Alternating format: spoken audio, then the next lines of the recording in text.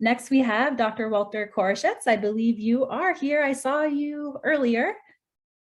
Hopefully. Yay. All right. So we have Dr. Koroshetz, the director of NIH's National Institute on Neurological Disorders and Stroke, NINDS. And thank you so much for joining us. Great. Can you see the slides okay?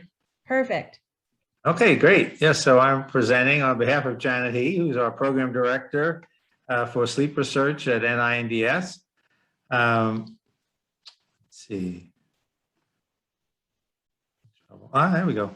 All right, so just quickly, the mission of NINDS is to understand how the nervous system works, and clearly sleep is a big component of that, and then to use that knowledge to reduce the burden of neurological diseases for everyone. We have recently a strategic plan that's put out, which has some cross-cutting themes that might be of interest to the sleep research community. Top and center is our emphasis on what we call rigor and transparency.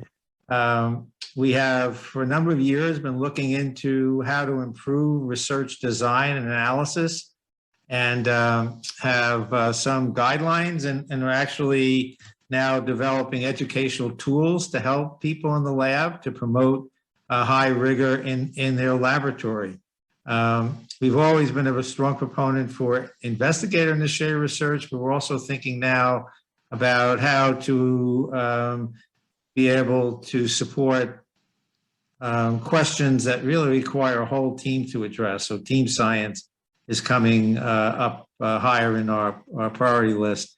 Data is always an issue, how to share data, make it useful for the science community. This turns out to be much more difficult than anyone could ever imagine, and also expensive. And then things like models, what are the best models to go after disorders of humans.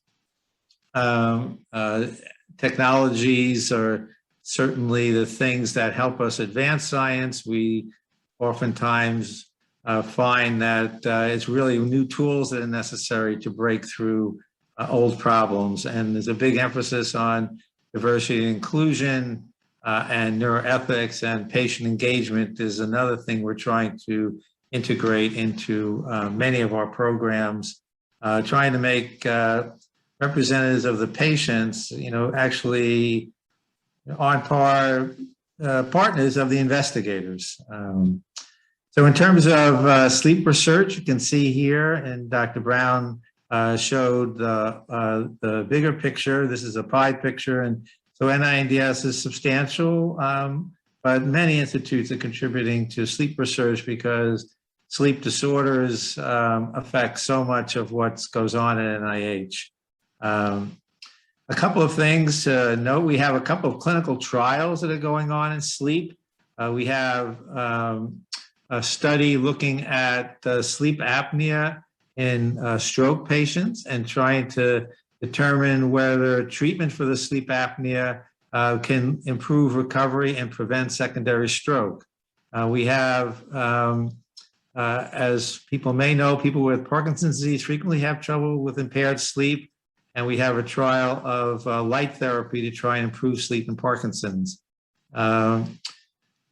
People probably know that in intensive care units, it's commonly that people will have completely disordered sleep-wake cycles, develop delirium, and may contribute to the poor outcome. And so we have a study investigating sleep in the intensive care unit, and a couple of other things looking at antibiotic-mediated improvements in vigilance and treatment of restless leg syndrome. I want to just mention a couple of things that are, I think important opportunities for people to know about. Alzheimer's disease and related dementia budget has gone up by about $3 billion in the last 5 years. So there are really amazing opportunities to study sleep in the context of dementia, whether due to Alzheimer's, vascular dementias, frontal temporal dementias, Lewy body dementias. The Brain Initiative is going, full throttle now with new technologies to understand brain circuits, and certainly sleep is a brain circuit, a manifestation of brain circuit activity. So there are now technologies in the Brain Initiative to explore sleep in ways which were not possible just 5 years ago.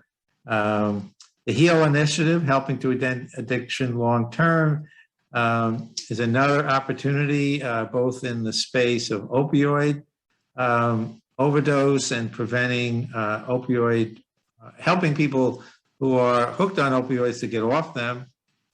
And also it has a component that's looking to develop better treatments, non-addictive treatments for pain, so that there's less dependence on opioids for pain therapy.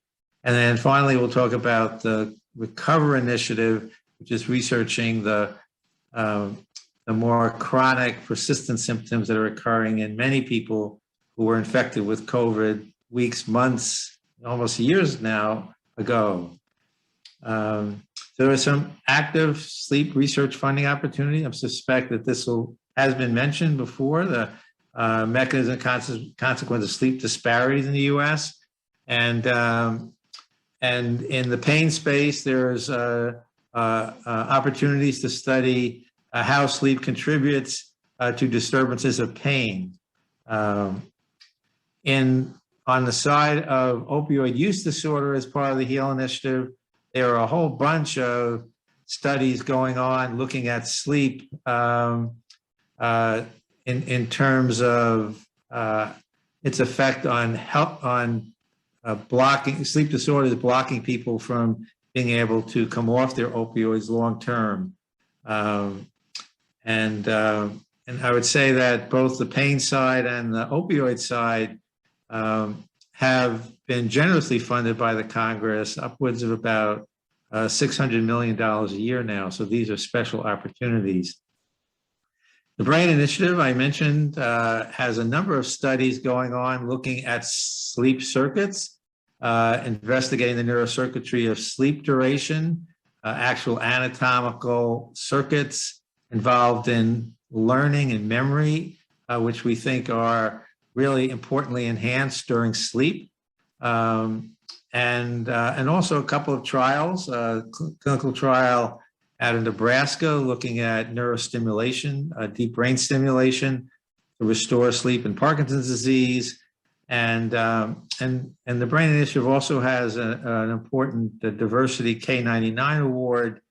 And one of the recipients there is looking at genetic mechanisms specifying astrocyte functional diversity and their role in sleep. So I think people have spent a lot of time on sleep and neurons, but they're clearly the astrocyte been neglected, and the lymphatic system is another area which is now hot in sleep because it looks like there's a kind of flushing of metabolites out of the brain during sleep along these lymphatic systems, and probably also seemingly relevant in Alzheimer's disease where that may be impaired. So we have a number of, we've been trying to attract investigators from the sleep field into the Alzheimer's dementia and Alzheimer-related dementias, and these were done through supplements. So people would have a grant in sleep research, and the supplement be awarded to have them kind of pivot a little bit towards looking at the role of their area of sleep research in dementia. And then the last thing I want to mention, a couple of workshops. So this was jointly sponsored with the Sleep Research Society, a really exciting workshop focusing on fatigue and approaches to study fatigue, models of fatigue, neurobiology of fatigue. Really important to understand why some people do not get refreshed after sleep.